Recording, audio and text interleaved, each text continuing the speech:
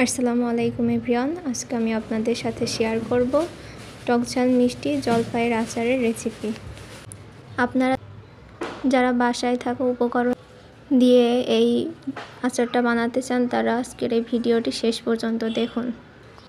তাহলে চলুন দেরি না করে দেখে নেওয়া যাক কীভাবে জলপাইয়ের এই আচারের রেসিপিটা বাসায় থাকা উপকরণ দিয়ে বানানো যায়। এখানে আমি নিয়ে নিচ্ছি আদা রসুন বাটা, পাঁচফোড়ন, শুকনো ঝাল, 2টা তেজপাতা আর একটা বড় রসুন ছাড়িয়ে নিয়েছি। প্রথমে আমি গ্যাসের চুলার ওপর একটা কড়াই দিয়ে নিলাম। কড়াইটা একটু গরম হয়ে গেলেই তারপর আমি এর ওপর সরিষার তেল ঢেলে দিব।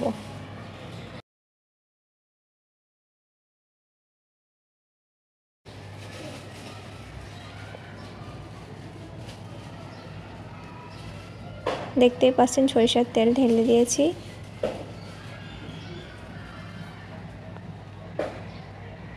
এবার সরিষার তেলটা গরম হয়ে এলে এখানে আমি 2টা তেজপাতা দিয়ে নেব, তারপর 3টা দারুচিনি দিয়ে নেব,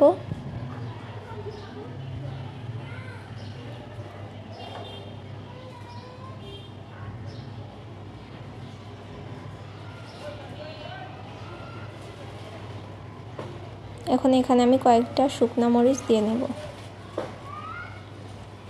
তারপর গরম তেলে আস্তে আস্তে করে এটাকে ভেজে নিতে হবে।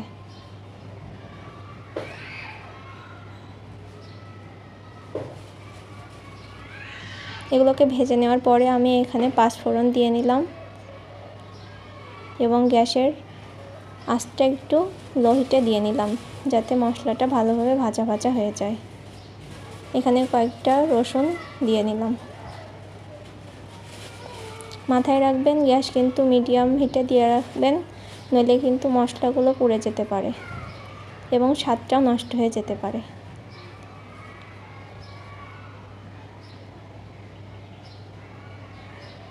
এখানে আমি আদা রসুন বাটা দিয়ে দেব।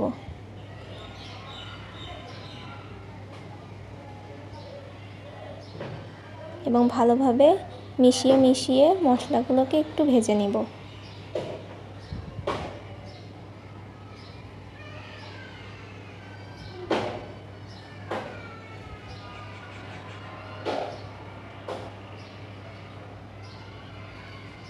মশলাগুলোকে ভালোভাবে ভেজে নিতে হবে।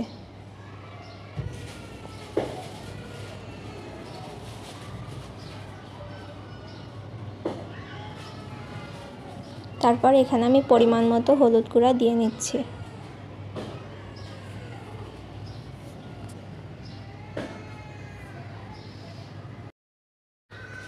মশলাগুলো একসাথে পুড়ে না যায় সেই খেয়াল করে বারবার একটু নাড়াচাড়া করে দিতে হবে।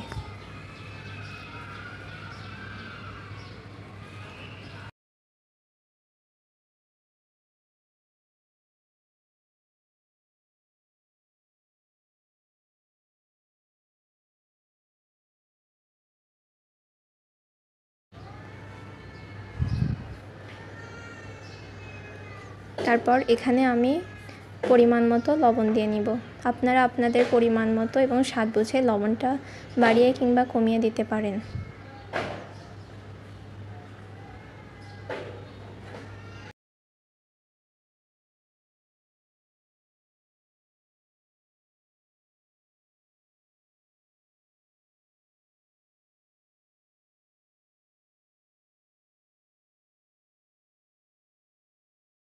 ধুয়ে রাখা এবং হালকা একটু গায়ে কেটে রাখা জলপাইগুলো আমি কড়াইতে দিয়ে দিচ্ছি এবং একসাথে ভালোভাবে মিশিয়ে নিচ্ছি। আপনারা একটা বিষয় মাথায় রাখবেন, এখন কিন্তু গ্যাসের চুলাটা একদম হিট বাড়িয়ে দিবেন না, লো হিট কিংবা মিডিয়াম হিটে রেখে দিবেন যাতে মশলাগুলো এবং জলপাইগুলো একসাথে কড়াইতে লেগে না যায় এবং পুড়ে না যায়। তারপর আমি ঢাকনা দিয়ে ঢেকে দিব। 10 মিনিটের জন্য একটু জাল করে নেব।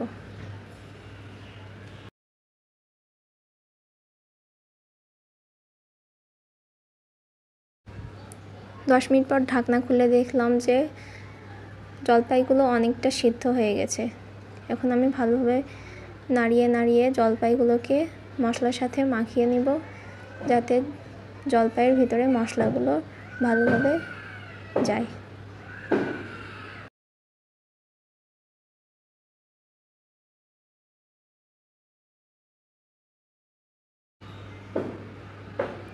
এখন আমি আমার পরিমাণ মতো চিনি দিয়ে নিব।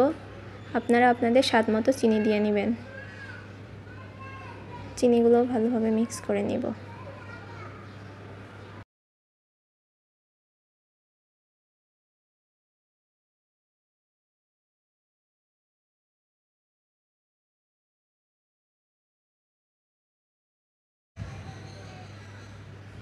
দেখতেই পাচ্ছেন আমার জলপাইগুলো অনেকটা সিদ্ধ হয়ে গেছে এবং দেখতেও অনেক মজাদার হয়ে গেছে। এখন ঢাকনাটা দিয়ে আবার একটু সিদ্ধ করে নেব।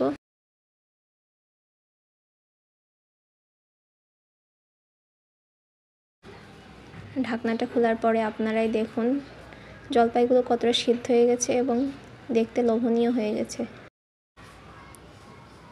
এখন আমার একটু লবণের প্রয়োজন হয়েছিল বলে এখানে আর একটু লবণ বাড়িয়ে দিলাম। আপনারা আপনাদের স্বাদ মতো লবণ বাড়িয়ে কমিয়ে নিতে পারবেন।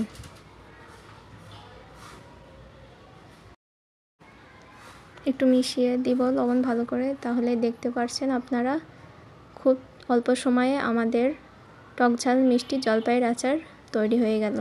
আপনারা কিন্তু অবশ্যই বাসায় এটা ট্রাই করবেন।